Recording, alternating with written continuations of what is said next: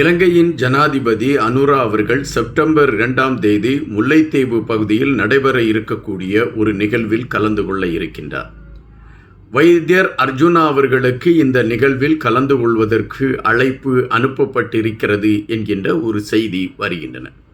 அப்படி என்றால் அனுரா அவர்களுக்கும் வைத்தியர் அர்ஜுனா அவர்களுக்கும் இடையே ஒரு மறைமுக நெருக்கம் இருந்து கொண்டு இருக்கின்றதா, அவைகள் இப்பொழுது வெளிப்பட்டு இருக்கிறதா என்கின்ற ஒரு கேள்வி எழும்புகின்றன. இரண்டாவது ஒரு பிரதான விடயமாக பார்க்கக்கூடிய ஒரு விடயம், எதிர்க்கட்சிகள் ரணில் அவரை கைது செய்த பொழுது எதிர்க்கட்சிகள் ஒன்று கூடி அவர்கள் பாராளுமன்ற உறுப்பினர்களிடம் ஒரு கூட்டத்தை, கலந்தாய்வு கூட்டத்தை வைக்கின்றார்கள்.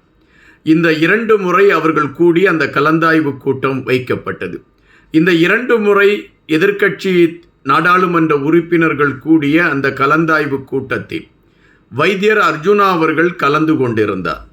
எதிர்க்கட்சிகள் அனுரா அவர்களுடைய ஆட்சியை கலைக்க வேண்டும் என்கின்ற நிலைப்பாட்டில் அவர்கள் மிக தெளிவாக அதற்கான நகர்வுகளை எடுப்பதற்கு இந்த கூட்டம் கூட்டினார்கள் என்கின்ற செய்தி வருகின்றன. அப்படி என்றால் வைத்தியர் அர்ஜுனா அவர்கள் அனுரா ஆட்சி கவிழ வேண்டும் என்கின்ற கூற்றத்தோடு கைகோர்த்து கொண்டு பயணித்தாரா என்கின்ற கேள்வி எழும்புகின்றன. அதுபோல ஐயா சுமந்திரன் அவர்களால் நடத்தப்பட்ட கடையடைப்பு, அப்பாவி தமிழ் மக்களுடைய வியாபார சந்தைகளை ஒட்டுமொத்தமாக மூடி வைத்துவிட்டு தன்னுடைய அரசியல் லாபத்தையும் தன்னுடைய அரசியலுக்கான அடுத்த நகர்வுகளையும் மையப்படுத்தி சுமந்திரன் அவர்கள் இந்த கடையடைப்பு போராட்டத்தை நடத்தினாரா? இதுபோன்ற விமர்சனங்கள் இப்பொழுது எழுவதின் பின்னணியில் இருக்கக்கூடிய காரியங்கள் என்ன? இந்த 3 விடயங்களை மையப்படுத்திய செய்திகளை நாம் இந்த காணொலியில் பார்க்கலாம். எனவே நீங்கள் காணொலியை கடைசி வரை பாருங்கள். அதுபோல எங்களுடைய வலையொலிக்கு புதிதாக வந்திருக்கக்கூடிய தோழர்கள், நீங்கள் எங்களுடைய வலையொலியை பகிர்ந்தளியுங்கள். நாங்கள் வெளியிடக்கூடிய காணொலிகள் உங்களை வந்து அடைவதற்கான களத்தை எட்டும். எங்களுடைய அரசியல் சார்ந்த கருத்துகள், அரசியல் சார்ந்த தேடல்கள் தினமும் உங்களை வந்து சந்திப்பதற்கான ஒரு களத்தை உங்களுடைய பகிர்ந்தளிப்பு எங்களுக்கு கொண்டு வந்து நிறுத்தும் என்பதை நான் இங்கு உங்கள் முன்னால் எடுத்து வைக்கின்றேன். முதல் விடயம், முல்லைத்தீவு பகுதிக்கு அனுரா அவர்களுடைய விஜயம். முல்லைத்தீவு பகுதியில் ஒரு கோயிலை மையப்படுத்திய ஒரு நிகழ்வில் அனுரா அவர்கள் கலந்து கொள்கிறார்கள் என்பது அறியக்கூடிய செய்தியாக இருக்கிறது. அனுரா அவர்கள் கலந்து கொள்கிறார் என்கின்ற பொழுது அவருக்கு ஆதரவாக இருக்கக்கூடியவர்கள், அவருடைய செயல்பாடுகளை அங்கீகரிக்கக்கூடியவர்கள், இவர்களுக்கு அழைப்பு அனுப்புவது அந்த கட்சியை சார்ந்தவர்களுடைய மரபு. இப்பொழுது வைத்தியர் அர்ஜுனாவிற்கு அழைப்பு அனுப்பப்பட்டிருக்கின்றது. முல்லைத்தீவு பகுதியில் அனுரா அவர்கள் கலந்து கொள்ளக்கூடிய இந்த கூட்டத்தில் நீங்கள் கலந்து கொள்ள வேண்டும் என்று அழைப்பு அனுப்பப்பட்டிருக்கின்றது. இந்த அழைப்பு அனுப்பப்பட்டிருக்கக்கூடிய விடயம் ஒருபுறம் சர்ச்சையும் கிளப்பி இருக்கின்றது. வைத்தியர் அர்ஜுனா அவர்களுக்கும் அனுரா அவர்களுக்கும் இடையே மறைமுகமான ஒரு நெருக்கம் இருந்து கொண்டு இருக்கின்றது. வெளியே எதிர்ப்பது போல எதிர்த்து கொண்டு உள்ளே அவர்களுக்குள்ளே ஒரு நெருக்கமான ஒரு உறவு இருந்து கொண்டிருக்கின்றது. அதன் அடிப்படையில்தான் அனுரா அவர்கள் கலந்து கொள்ளக்கூடிய நிகழ்விற்கு வைத்தியர் அர்ஜுனா அவர்கள் அழைக்கப்பட்டிருக்கிறார் என்கின்ற செய்திகள் எடுத்து வைக்கப்படுகின்றன, சர்ச்சைகளாக வந்து கொண்டிருக்கின்றன. உண்மையிலே அனுரா அவர்களுக்கும் வைத்தியர் அர்ஜுனா அவர்களுக்கும் இடையே ஒரு மறைமுகம் நெருக்கம் இருக்கிறதா? இங்கு வைத்தியர் அர்ஜுனா அவருடைய மனநிலையை குறித்து நாம் தெரிந்து கொள்ள வேண்டியதாக இருக்கின்றது. வைத்தியர் அர்ஜுனா அவர்கள் எப்பொழுது எடுத்து வைத்தாலும் ஒரு கருத்தை மிக தெளிவாக எடுத்து வைப்பார். தேசிய தலைவர் அடிக்கடி ஒரு கருத்தை பதிவிடுவார்.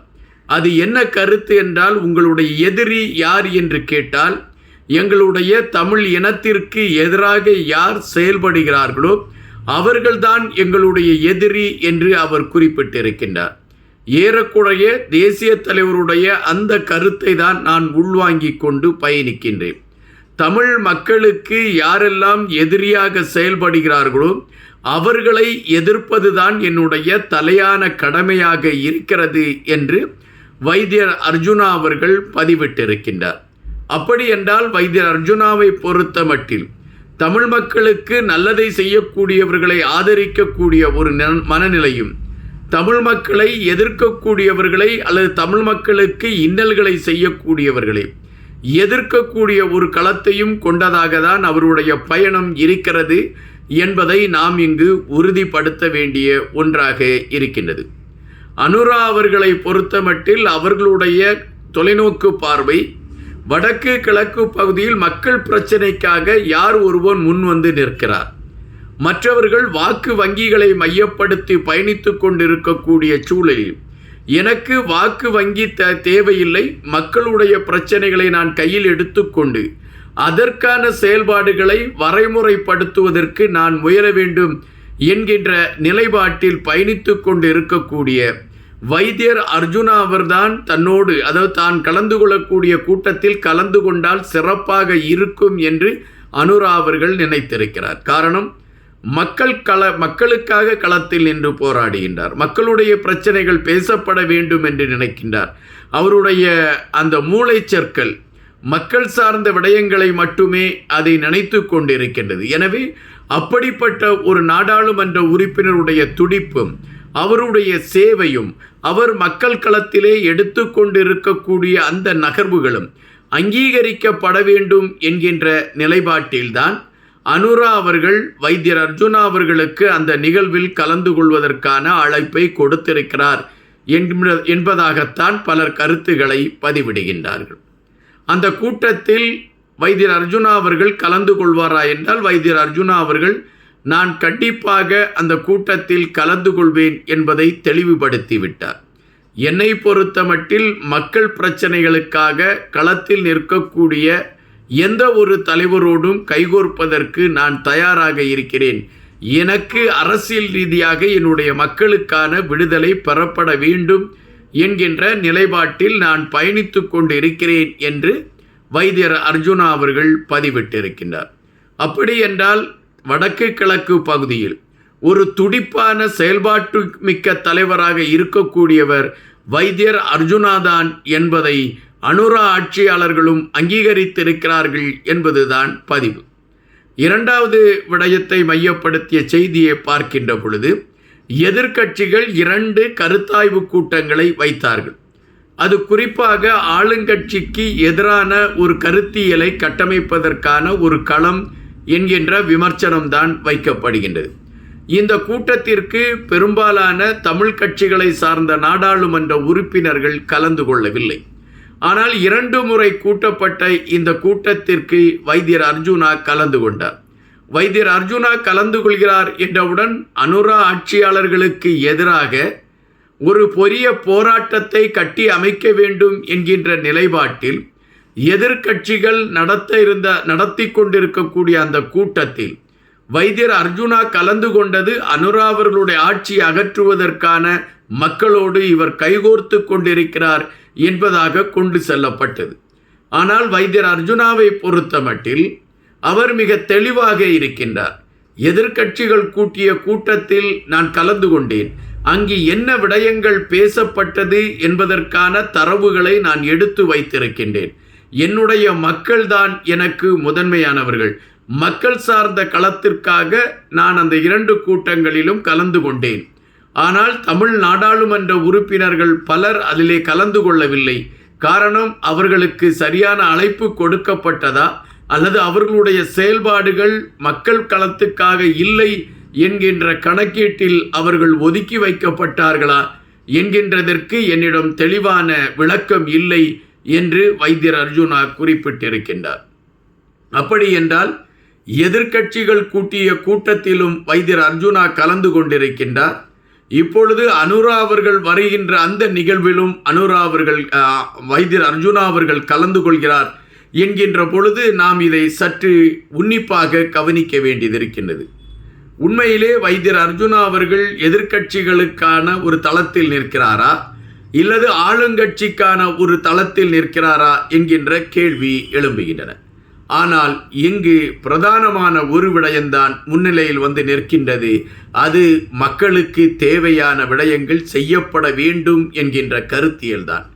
இந்த கருத்தியலை நிறைவேற்றுவதற்கு எந்த கோணங்களில் சென்று நிறைவேற்றலாம் என்கின்ற கணக்கீட்டில் வைத்தியர் அர்ஜுனா அவர்கள் கடுமையாக போராடி கொண்டு இருக்கின்றார்.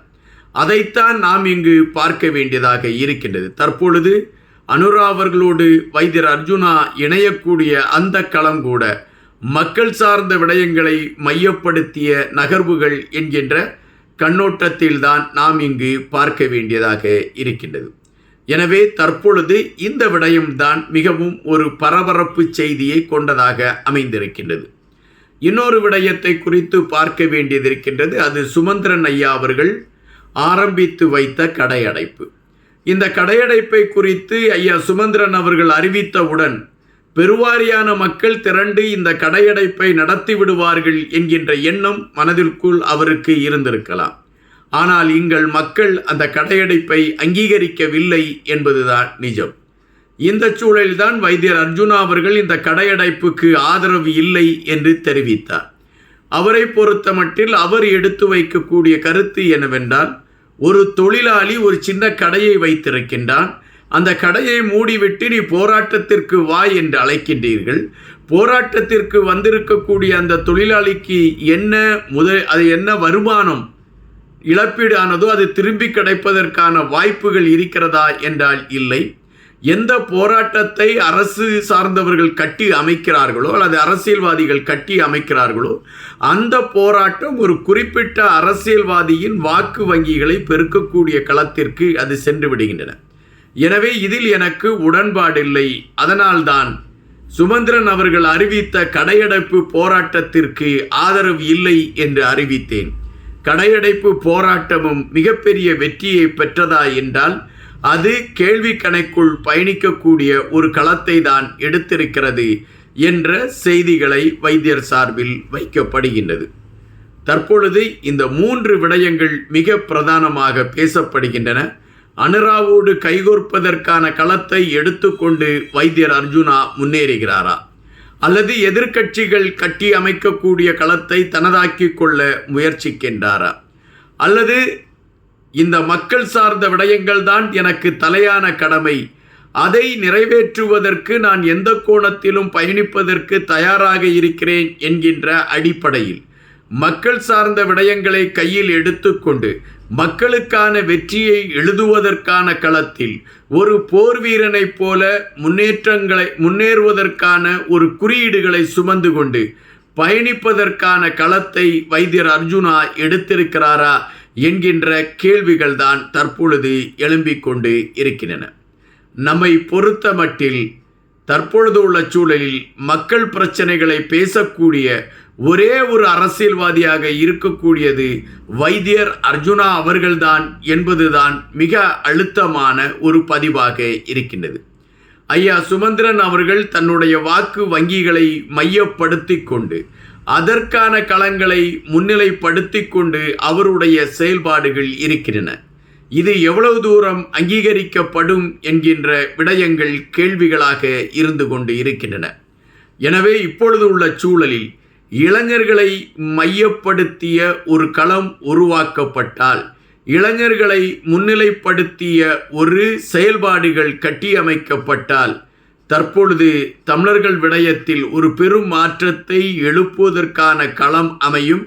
அதற்காக நாடாளுமன்ற உறுப்பினர்கள் உழைப்பதற்கான சூழலும் அமையும் என்பதுதான் தற்பொழுது இருக்கக்கூடிய இந்த களத்தின் நிலவரமாக இருக்கின்றன. இன்னும் பல செய்திகளோடு தினமும் உங்களை சந்திக்கின்றேன். நன்றியுடன் இன்பா.